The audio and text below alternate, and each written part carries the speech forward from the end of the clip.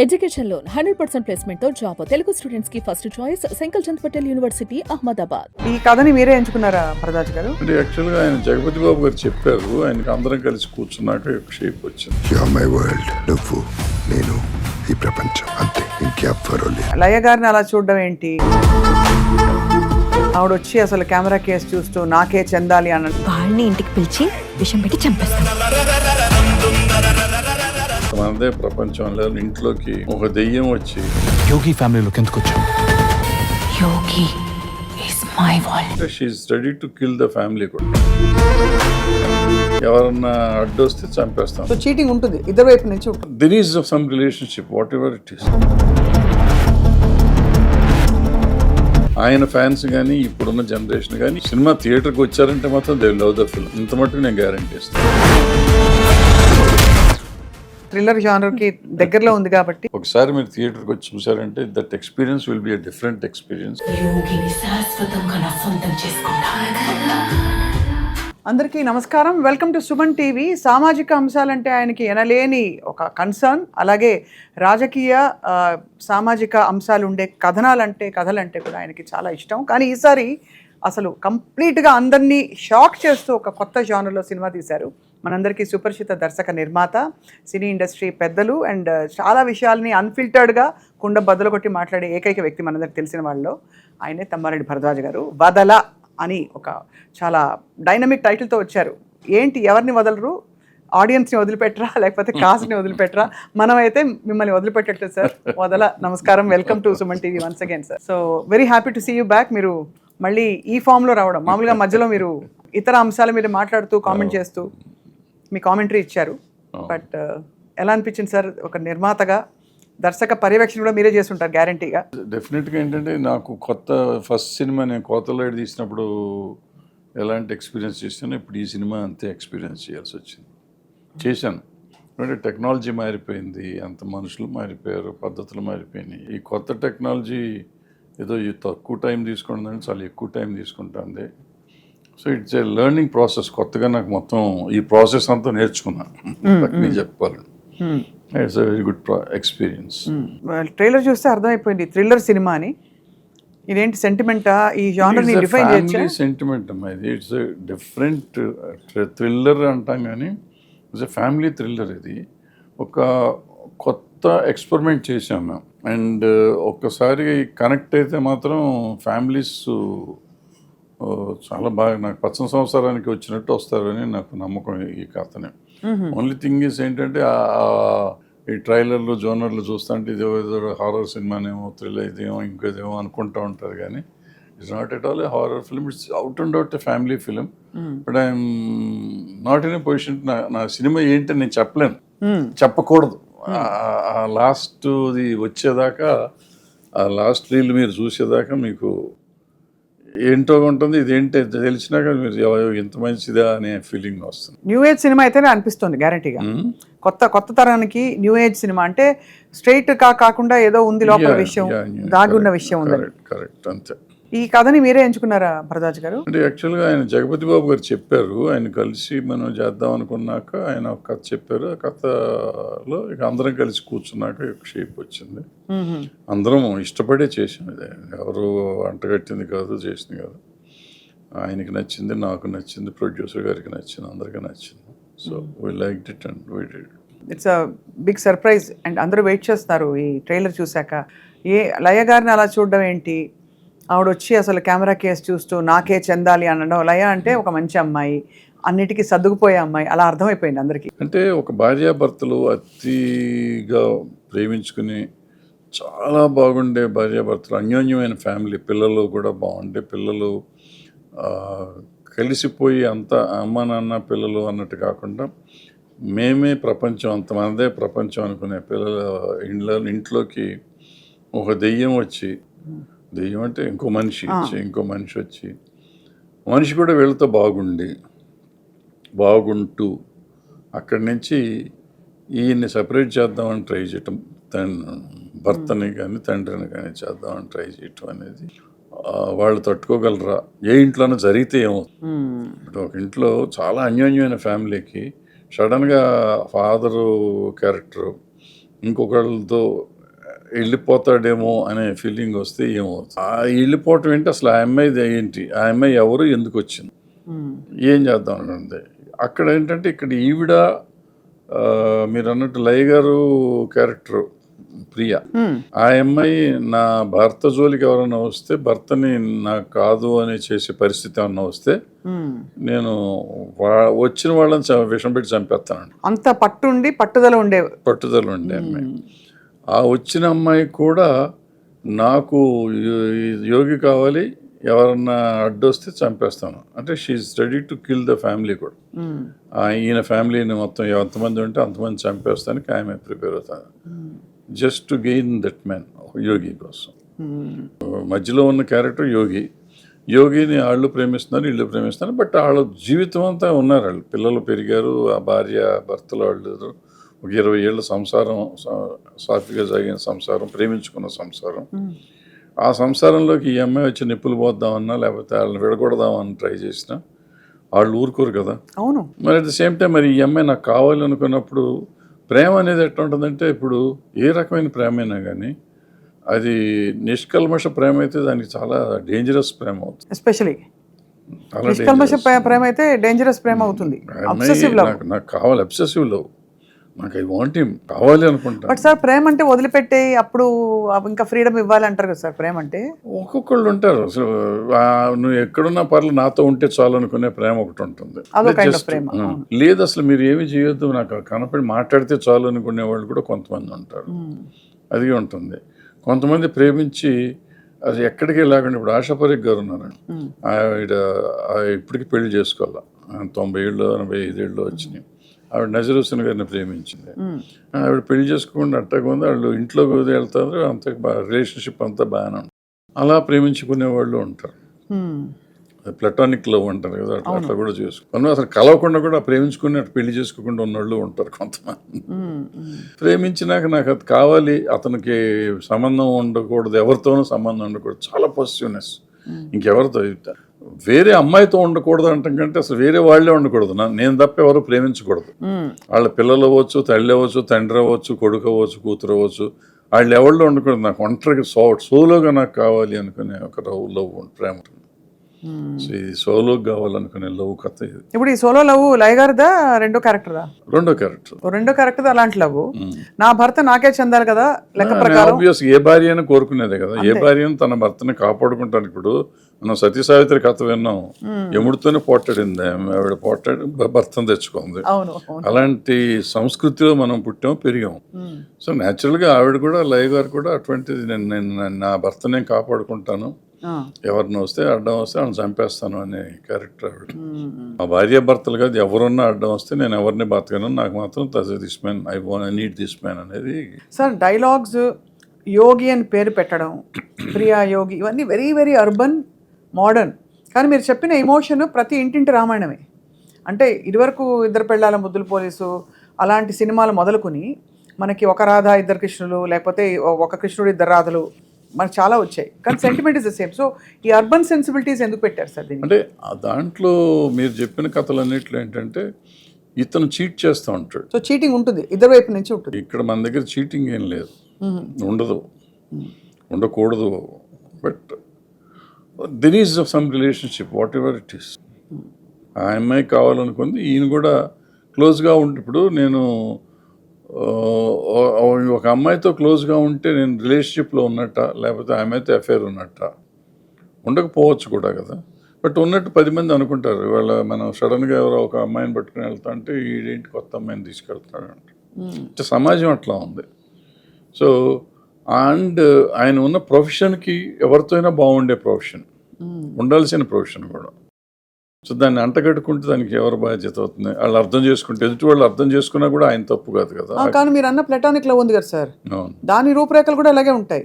అంటే ఏమి ఉండదు కానీ ఒకలాంటి ప్రేమ, ఒకలాంటి ఇష్టం ఉంటుంది, ఉండొచ్చు. అంటే ప్లాటానిక్ లవ్ కాదు. ఇప్పుడు మామూలు, ఇప్పుడు నేను చాలామంది ఆడపిల్లలతో నేను చాలా బాగుంటాను, that doesn't mean I love them all they love మీ.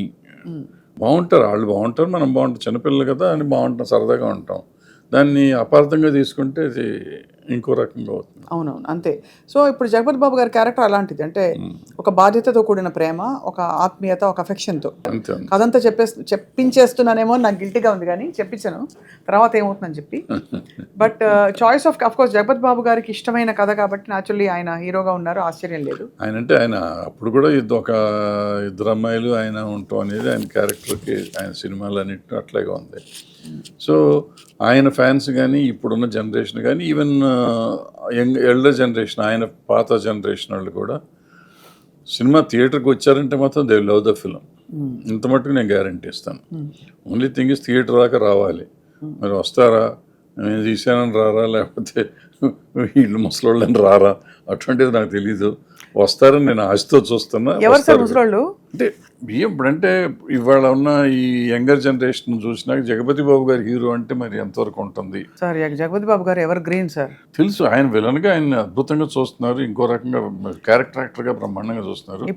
ఇది ఇంకొక టైప్ ఆఫ్, ఇప్పుడు మనం పబ్లిసిటీలోకి వచ్చేటప్పటికి ఒక జగపతి బాబు ఇద్దరు అమ్మాయిలు అన్నట్టుగా ప్రొజెక్ట్ అవుతుంది. అంటే యూత్ సినిమా కాదంటున్నారు మీరు, అంతేనా? యూత్ సినిమానే, యూత్ది కాదు. పెద్దల సినిమానే, పెద్దలది కాదు. కానీ ఈ మెచ్యూర్ ఎమోషన్స్ పండించాలంటే ఆబ్వియస్లీ కొంచెం మెచ్యూర్ అద్భుతంగా చేశాడు జగపతి బాబు, అద్భుతంగా చేశాడు. ఆయన గురించి మనం చెప్పేది లేదు. లయ అంతకంటే చేసింది. ఈ అమ్మాయి ఇంక వీళ్ళందరినీ మించి ఈ కొత్త అమ్మాయి చేసింది. ఈ కొత్త అమ్మాయి ఎవరు సార్? ఎలా శ్రీనివాసన్ కొత్త అమ్మాయి కాదు, 1 or 2 ఫిల్మ్స్ చేసింది కన్నడంలో, వాటిల్లో. ఆమె ఆమని గారి మేనకోడలు, వాళ్ళ అన్న కూతురు. ఓహో, అలా బాగా చేసింది. సో సినిమా చూస్తే మాత్రం లాస్ట్ రీల్ అయిపోయేటప్పటికి అందరి కళ్ళల్లో నీళ్ళు వచ్చేస్తాయి, వస్తాయి.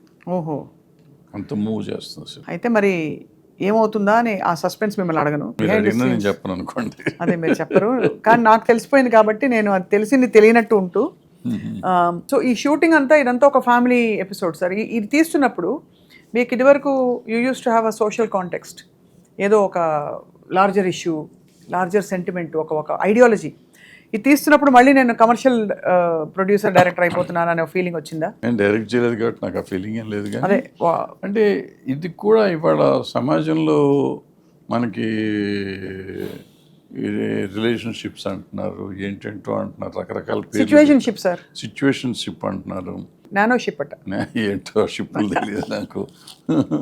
సో ఇన్ని ఉన్న రోజుల్లో ఐ థింక్ ఒకసారి మనం దాన్ని అంతా చూడాలి అన్నట్టుగానే ఉంటుంది. కానీ సినిమా మేము అక్కడ డిస్కస్ చేయం, దీని మీద సోది చెప్పటాలు, దాని మీద డిస్కషన్స్ ఏం లేవు. స్ట్రైట్ కథ, స్ట్రైట్ నరేషన్ సినిమా చెప్పాము అంతే.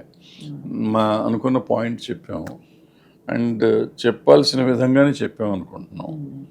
అంత ప్రజలు ఇంతకాలం నుంచి నన్ను 50 ఏళ్ళ నుంచి భరిస్తున్నారు, ఈ సినిమా కూడా భరించి నన్ను ఎంకరేజ్ చేస్తే విల్ బి వెరీ హ్యాపీ. అయ్యో సార్, తప్పకుండా. ఐ థింక్ మీరు అన్నట్టు కాస్టింగ్ చాలా ఇంట్రెస్టింగ్.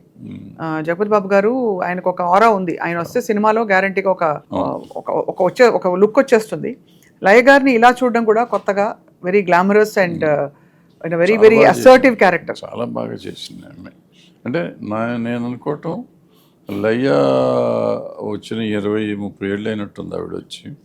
ఇన్నేళ్లలో ఆవిడ చేసిన క్యారెక్టర్స్ చాలా మంచి పెద్దవి చేసింది, బ్రహ్మాండమైన క్యారెక్టర్ చేసింది. ఇంత పెర్ఫార్మెన్స్ ఎక్కడా చేయలేదు, ఏ సినిమాలో చేసినట్లేదు ఆ అమ్మాయి క్యారెక్టర్స్లో, అంత చేసింది. అందుకే ఎప్పుడు రిలీజ్ చేస్తారు భరద్వాజ్ గారి సినిమాని? ఈ నెలలో సెన్సార్ అవ్వాలి కదా, సెన్సార్ కోసం వెయిటింగ్. బట్ మీ సినిమాలన్నీ క్లీన్గా చాలా, ఇప్పుడు అది కూడా ఒక ఛాలెంజ్ కదా సార్. ఇప్పుడు ఆడియన్స్కి ఏది నచ్చుతుంది అనే ప్రశ్నతో మీరు తీస్తారా? మీకు నచ్చిన కథ మీరు తీసేసారా? ఎప్పుడు మనకు నచ్చిన కథ ఆడియన్స్కి నచ్చుతుందని తీస్తాం. ఎవరో సినిమా ఎవరికి ఆడియన్స్కి నచ్చకుండా నా ఒక్కడికి చాలు అని తీయం. నేను అంతకుముందు తీసిన సినిమాలు కూడా అఫ్కోర్స్ కొంచెం మొండిగా నాకు సరిపోతే చాలు అనుకున్నా. ఈ సినిమా పర్టికులర్గా ఎందుకు ఆడియన్స్కి నచ్చుతుందనే తీస్తున్నాను. నేను తీసేటప్పుడు టోటల్గా ఇంకా గట్టిగా చెప్పాలంటే ఆడియన్స్ని దృష్టిలో పెట్టుకునే చేశాను సినిమా. ఈ స్క్రీన్ ప్లే కానీ, సినిమా కానీ, ఏదైనా వాటెవర్ మొత్తం యూనిట్ అంతా చేసిన పని ఏదైనా కానీ ఆడియన్స్ని దృష్టిలో పెట్టుకుని చేసిన సినిమాని. అండ్ అలాగే మీరు ఒక డైరెక్టర్ని ఇందులో పిక్చర్లోకి తీసుకురావడం, ఆయన ఎంకరేజ్ చేయడం ఎలా జరిగింది సార్? ఆయన మీ ఎక్స్పెక్టేషన్స్ అందుకున్నారా? బాగుంది, సినిమా బాగుందంటే డైరెక్టర్ బాగా చేసినట్టుగా. నాకు చాలా సాటిస్ఫైడ్ సినిమా. సో డెఫినెట్గా బాగా చేసింది. ఇప్పుడు ఇండస్ట్రీ పోకళ్ళు ఎలా ఉన్నాయి భరద్వాజ్ గారు? అంటే బాగా పెద్ద 100 కోట్లు తగ్గకుండా చర్చలు జరుగుతున్న టైంలో as a film maker and మీరు తీస్తున్నప్పుడు ఇది ఎలా రిలీజ్ స్ట్రాటజీ ఎలా ఉండాలి అనే ఒక ఆలోచన వచ్చి ఉంటుంది మీకు గ్యారంటీగా. ఏ స్ట్రాటజీ ఎప్పుడు ఉంటుందమ్మా, బట్ ఏంటంటే ఇంత ఇన్వెస్ట్మెంట్స్ అయిపోయినాక ఎలా బయటపడాలి ఏంటి అనేది ఆలోచించుకోవాలి కదా. రకరకాల ఇంతకు ముందు అంటే మనం థియేటర్ కోసమే చేసేవాళ్ళం, రిలీజ్ చేసేవాళ్ళం. ఇప్పుడంటే ఓటీటీ అని అదని ఇదని రకరకాలు ఇవి ఉన్నాయి కదా. సో ఏది ఎట్ట అవుతుందో మనకు తెలియదు. సో ఇవన్నీ చూసుకొని చేయాలి. ఏదైనా సెన్సార్ అయిపోతే మిగిలిన పెద్ద మనం సీరియస్ కాదు. వస్తే వచ్చింది లేకపోతే లేదనుకునే బాబుతే. కానీ అంటే ఇంతకాలం తీసిన సినిమాలన్నీ అట్టగా తీసాం, ఇప్పుడు అట్టగా తీస్తున్నాం. ఇదైతేనే అవుతుంది అనేది ఏం లేదు. బట్ వస్తే మంచిదే, సంతోషం కదా. రావాలని కోరుకుంటాం, వస్తే సంతోషపడతాం. అండ్ డెఫినెట్గా క్వాలిటీ సినిమా తీసాం మేము. అది మీరు టీజర్ చూస్తే కనపడతానే ఉంటుంది. టీజర్ చాలా చాలా అంటే గ్రిప్పింగ్గా ఉంది. సో సినిమా కూడా గ్రిప్పింగ్గా ఉంటుంది. సో దానికి మీద ఎట్లా ఉంటుంది అనేది చూడాలి మనం. అంటే నాకేదో ఓపెనింగ్ తీసుకోగలిగితే నాకు బాగుంటుంది. నాకు ఆయన జగపతి బాబు గారి ఫ్యాన్స్ అంతా సినిమాకి వచ్చేస్తే చాలు. అవును, వస్తే ఆటోమేటిక్గా నాకు మంచిది అవుతుంది. So much depends on Jagapathi Babu and his fans or whatever. అవును సార్, కరెక్టే మీరు అన్నది. సో ఇప్పుడు సమకాలీన ఇప్పుడు సినిమాలో మనకి ఇంత థ్రిల్లింగ్ సినిమాలు ఇవన్నీ నెట్ఫ్లిక్స్లో చూడడం, బయట కూడా అలాంటి థ్రిల్లింగ్ ఎపిసోడ్స్ కూడా జరుగుతున్నాయి. అంటే మీరు అన్నట్టు రిలేషన్షిప్స్లో ముఖ్యంగా మీరు ఎలా చూస్తారు సార్? అంటే ప్రేమని నిర్వచించడం, ఇప్పుడు భార్య భర్త మధ్య మూడో మనిషి దూరితే మనకి అనేకం ఇలాంటి కథలు చూస్తాము. అది వాట్ షుడ్ బి అంటే మీ సందేశం ఎలా ఇచ్చారు? What should be the guiding light? Institution ఎప్పుడు భార్యాభర్తలు అనేది ఒక బంధం, అది ఒక రిలేషన్షిప్ కూడా కాదు, అది జన్మజన్మల బంధం అంటాం మనం అయితే.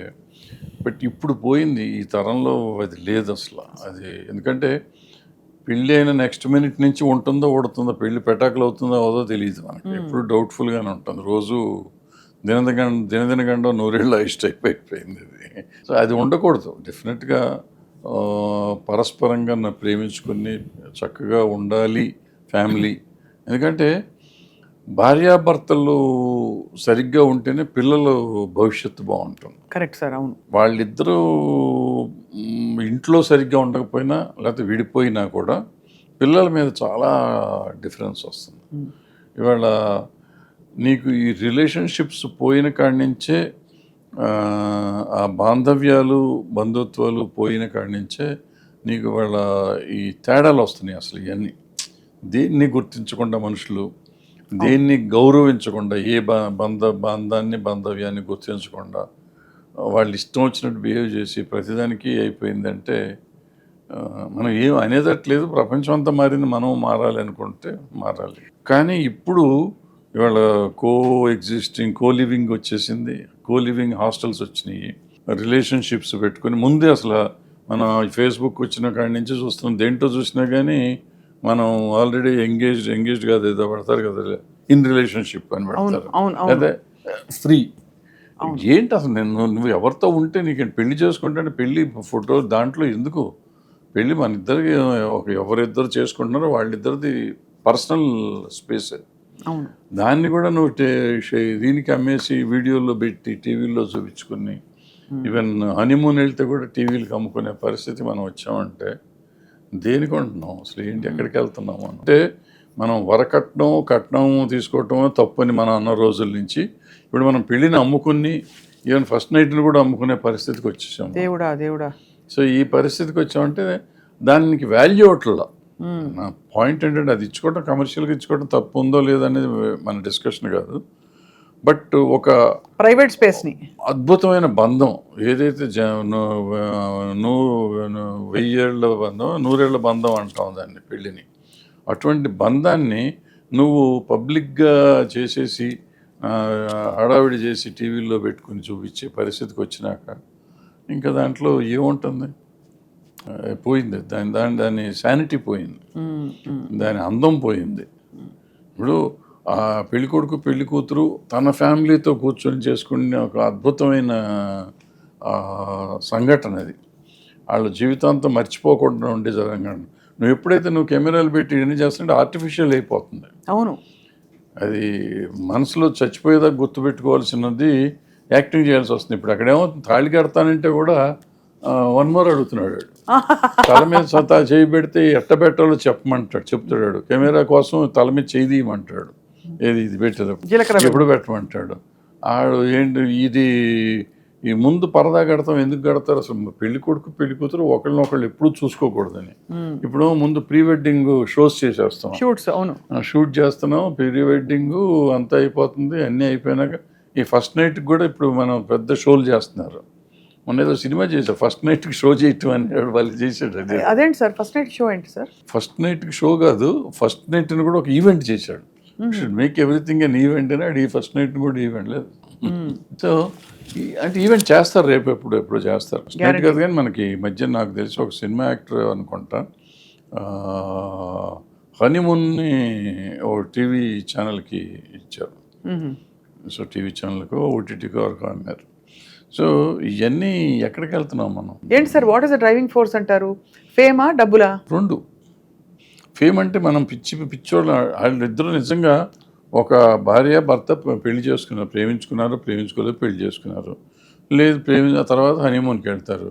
మనం పెళ్లి చేసుకుంటున్నాం, మనం హనీమూన్కి వెళ్తున్నాం కదా, ఇక వాళ్ళది ఎందుకు చూడాలి మనం? వాళ్ళది చూసి మనకి ఏంటి ఆనందం, నేతనానందం నాకేంటి? దానికి ఎందుకు మనం డబ్బులు ఖర్చు పెడుతున్నాం అంటే మనకి ఎక్కడో వీఆర్ మిస్సింగ్ ఎవ్రీథింగ్. జీవితంలో చాలా పోగొట్టుకుంటున్నాం మనం. అవును, ఆ పోగొట్టుకున్నవి వాటిల్లో చూస్తున్నామా? ఆ చూస్తే అది ఆర్టిఫిషియల్గా ఉంటుందని తెలుసు కదా, అవును, దాన్ని చూసి ఏం ఆనందిస్తున్నాం మనం? వాళ్ళు మన ఆనందింపజేయడానికి డబ్బులు తీసుకుని వాళ్ళ పర్సనల్ జీవితాన్ని మనకి ఇంకో రకంగా చూపిస్తారు. అవును, అంటే ఉన్న విషయాలు పక్కన పెట్టి ఇంకోటి చూపిస్తారు, అందంగా ఫోటోలు దిగడంలో బిజీగా ఉంటారు. అయిపోయి దాన్ని ఎట్లా ఉంటాం సమూహం? ఇదంతా లైఫే ఆర్టిఫిషియల్ అయిపోయింది. సో మీరు సార్ ఈ మీ అపారమైన ఎక్స్పీరియన్స్లో ఎప్పుడు ఈ మార్పు వచ్చిందంటారు? గత 10 ఏళ్లలోనా, లేక సోషల్ మీడియా ఎవల్యూషన్ తోట, లేక? ఒకటి సోషల్ మీడియా ఎవల్యూషన్, ఇంకోటి ఏంటంటే కమర్షియలైజ్ అయిపోయింది. లాస్ట్ 15 yearsలో మనుషులు కమర్షియల్ అయిపోలేదు సార్, నిజమే కదా? మనుషులు కమర్షియల్. మీరు ఆత్మీయ బంధాలను తలుచుకుని చెప్పండి, ఎవరైనా మిమ్మల్ని జస్ట్ ఫర్ ఏమీ లేకుండా పలకరించే వాళ్ళు ఎంతమంది ఉంటారు సార్? తక్కువ ఉంటారు, చాలా తక్కువ ఉంటారు.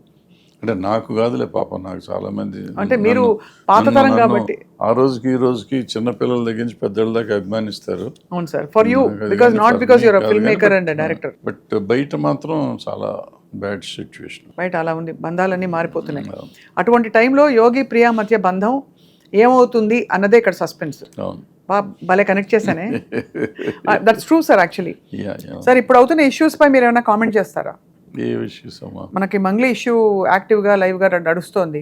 అమ్మాయి పేరు వాడుకుని కొంతమంది చేశారని, లేదా అమ్మాయి కూడా కొంత తెలియకుండా వాళ్ళతో స్నేహంగా ఉన్నందుకు తనకి ఈ ఇబ్బంది కలిగిందని, ఇలా చాలా విషయాలు రకరకాలు ఉంటాయి. ఇప్పుడు సెలబ్రిటీ అన్నాక రోజు ఒకళ్ళు వచ్చి ఎవరో ఫోటోలు దిగుతూ ఉంటారు.